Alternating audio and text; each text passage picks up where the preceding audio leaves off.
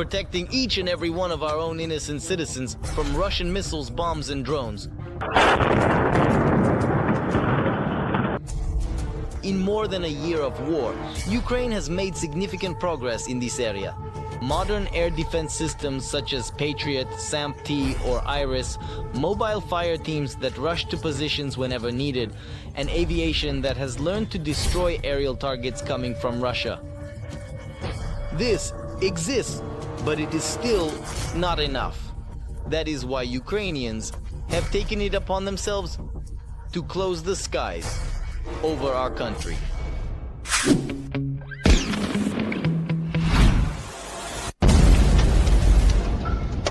We want to establish a no-fly zone in order to protect our people due to the fact that innocent people are being killed directly.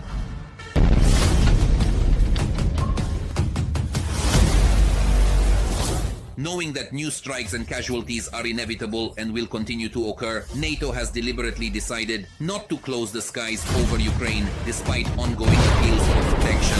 The question remains, how many more deaths and losses will it take before the skies over Ukraine are finally secured and made safe?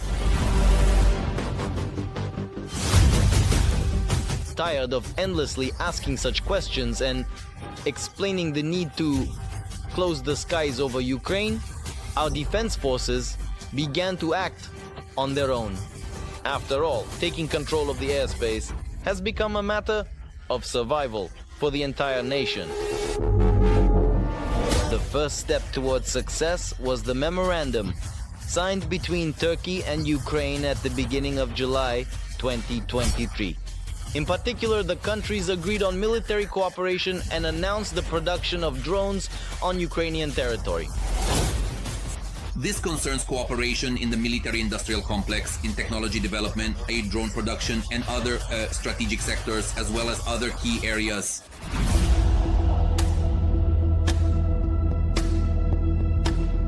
One of the drones to be produced under this agreement is the legendary Bayraktar TB2 unmanned aerial vehicle. This is the very bird that devastated columns of Russian equipment in the first days of the full-scale war. It was for this drone that Ukrainians raised over 500 million hryvnias in just 2 days. And these are the very drones that the company Baykar donated to Ukraine for free, moved by the unity of our people. Its flight range, when controlled from a ground station, is 150 kilometers. It is capable of carrying 150 kilograms at a maximum speed of over 220 kilometers per hour. In the air, the Bayraktar TB2 can stay aloft for more than a day and operate at a maximum altitude of 8,200 meters. As for armament, it is equipped with guided munitions, anti-tank guided missiles, and various types of precision-guided aerial bombs.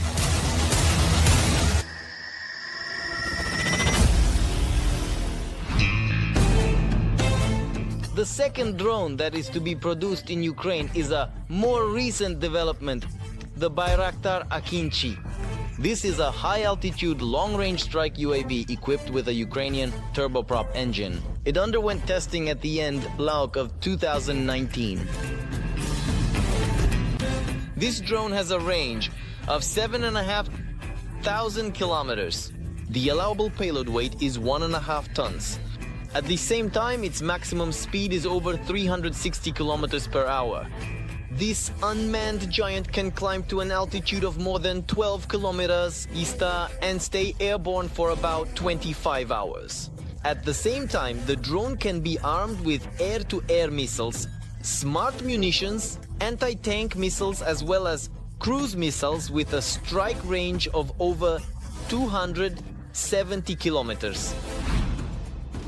The exact location of the factory where these drones will be manufactured is being kept strictly confidential. It is only known that, according to the signed memorandum, not only drones will likely be produced there, but for obvious reasons, detailed information is not being disclosed. Construction work on this factory has already begun, and the factory is actually being built not just mentioned in memorandums, but the memorandum also refers to another type of production which I cannot talk about yet. Ukrainian drone manufacturers are not idle either.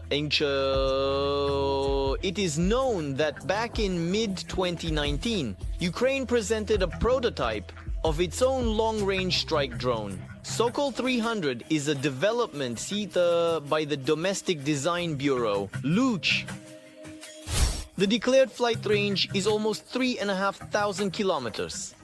That's like flying from Kyiv to Moscow and back twice, or one way to Novosibirsk.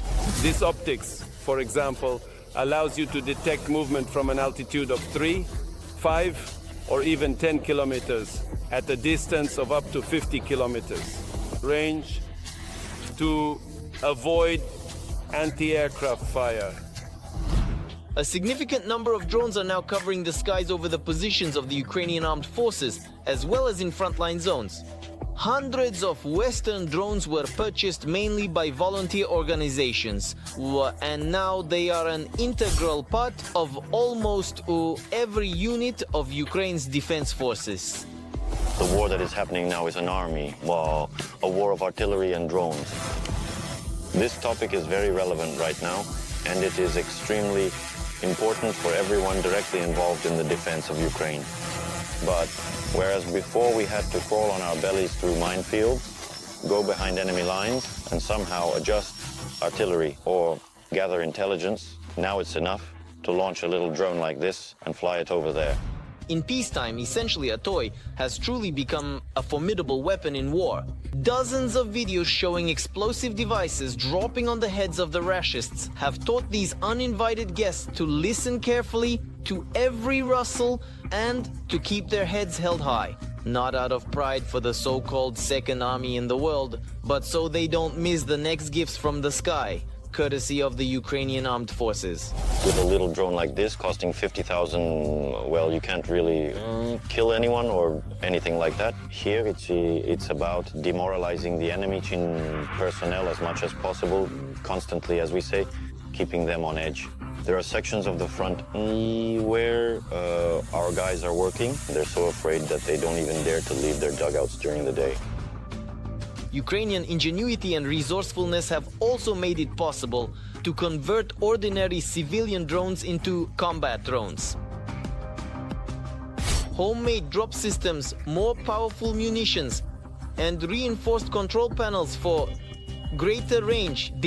All of this enables our military to successfully destroy superior enemy forces.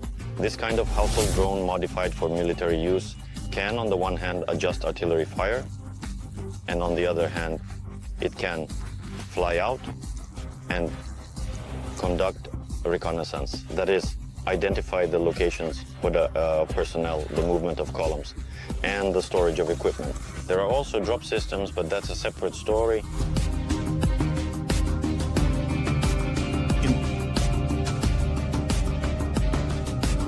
In fact, it's like an anti-tank guided missile with 1.5 kilograms of happiness falling from the sky.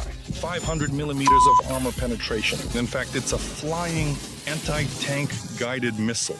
And it already flies farther than 8 kilometers. There are also some truly creative solutions for closing the sky found at the front. For example, dochodzino kudmapada, a homemade machine gun assembled from 6 Yag AK-47s.